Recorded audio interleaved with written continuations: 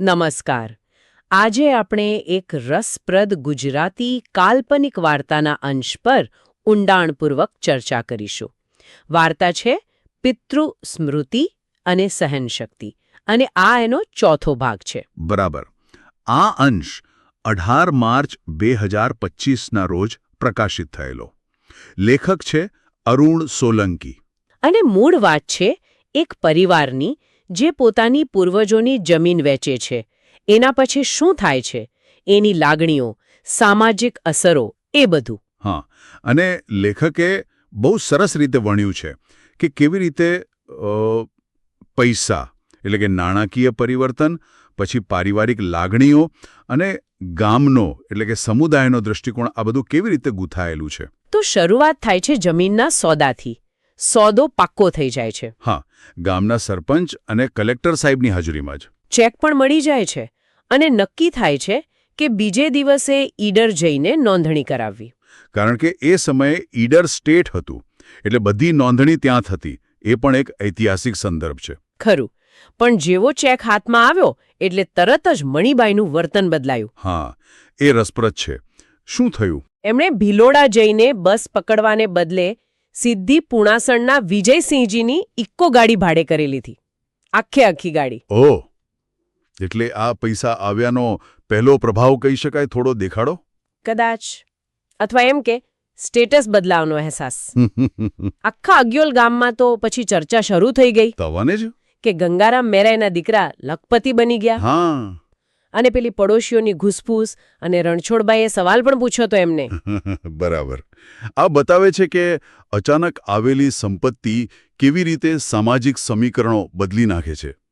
બીજા દિવસે આખો પરિવાર એટલે મણિભાઈ, એમના 2 ભાઈઓ અને પાલી બહેન ઇકો ગાડીમાં ઈડર જવા નીકળ્યા. રણછોડબાઈએ પૂછ્યું ત્યારે શું જવાબ આપ્યો? જવાબ તો ગોળ વાળી દીધો. સ્પષ્ટ ના કહ્યું.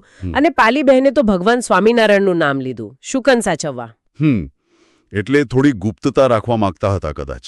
હા, ઈડરમાં નોંધણીનું કામ તો એમ કે સરળતાથી પતી ગયું, કોઈ તકલીફ નહીં. પણ પછી એક ભાવનાત્મક ક્ષણ આવી. નોંધણી પતી ગઈ, બધું બરાબર હતું. ત્યાં જ મણિભાઈનો એક ભાઈ થોડો ઉદાસ થઈ ગયો. અચ્છા, શું કહ્યું એમણે? એ બોલ્યો કે બાપુજીની છેલ્લી નિશાની પણ આજે વેચાઈ ગઈ.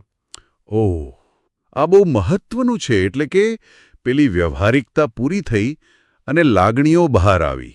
બરાબર. આટલી વાર પૈસા મળ્યાનો આનંદ હતો, કામ પત્યાનો સંતોષ હતો, પણ જેવી પ્રક્રિયા પૂરી થઈ એટલે વારસાની ખોટનો અહેસાસ થયો. હા, આ એ જ સંઘર્ષ છે, જરૂરિયાત અને સ્મૃતિ વચ્ચેનો. વેચાણ જરૂરી હતું, પણ એ જમીન સાથે જોડાયેલી પિતાની યાદ, એનું મૂલ્ય અલગ હતું. અને વાત ત્યાં અટકતી નથી.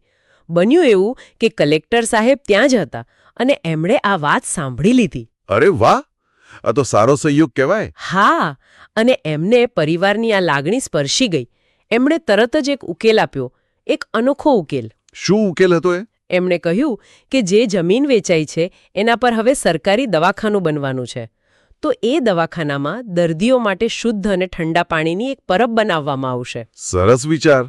પણ એનાથી વધુ મહત્વનું, એમણે કહ્યું કે એ પરબ પર મણિભાઈના પિતાશ્રી સ્વર્ગસ્થ ગંગારામ મેરાઈના નામની તકતી લગાવવામાં આવશે. અદ્ભુત. આ તો ખરેખર અણધાર્યો પણ ખૂબ જ સુંદર ઉકેલ છે. અને ભવિષ્યમાં એની દેખરેખ પણ સરકાર રાખશે. આ કલેક્ટરની સંવેદનશીલતા બતાવે છે. એમણે ખાલી કાયદો અને વહીવટ ના જોયો, પણ માણસની લાગણી સમજી. બરાબર. એક શુદ્ધ વ્યાપારી સોદાને એમણે અર્થપૂર્ણ બનાવી દીધો. પિતાની સ્મૃતિ પણ સચવાઈ ગઈ, સમાજને ઉપયોગી પણ થયો, અને પેલા ભાઈની ઉદાસી પણ દૂર થઈ. હા, પરિવાર અને સરપંચ તો ખુશ થઈ ગયા. એમને થયું કે જમીનનું વળતર તો મળ્યું જ, પણ આ તો એનાથી પણ વિશેષ મળ્યું. પિતાજીનું નામ કાયમ માટે અમર થઈ જશે. સાચી વાત છે. એમના માટે તો આનાથી રૂડું હું હોય, એ જ લાગણી હોય. તો આ વાર્તાના નાના અંશમાં કેટલી બડી વસ્તુઓ આવી ગઈ. જમીન વેચાઈ, પૈસા આવ્યા, એનો દેખાડો થયો, પછી અચાનક પારિવારિક દુઃખ વ્યક્ત થયું, અને પછી એક અધિકારીની સમજદારીએ કેવી રીતે ભૂતકાળની યાદ અને ભવિષ્યના વિકાસને જોડી દીધા. ખૂબ સરસ રીતે આલેખાયો છે. ચોક્કસ. આ આપણને વિચારતા કરી મૂકે છે. હા, અને અહીં એક પ્રશ્ન મૂકી શકાય કે આપણા જીવનમાં પણ આવું કેટલી વાર બને છે કે જ્યાં વ્યવહારિક નિર્ણયોની પાછળ ઊંડી ભાવનાત્મક જરૂરિયાતો છુપાયેલી હોય. અને શું આપણે હંમેશા એ જરૂરિયાતોને ઓળખી શકીએ છીએ? બરાબર. અને શું બદલાવની સાથે સાથે ભૂતકાળનું સન્માન જાળવવાના આવા રચનાત્મક રસ્તા આપણે શોધી શકીએ છીએ? આ કથા સૂચવે છે કે સહાનુભૂતિ કદાચ આનો જવાબ છે. અલબત્ત વાર્તા અહીં પૂરી નથી થતી. હા, એ આપણે આવતા અંકોમાં જોઈશું.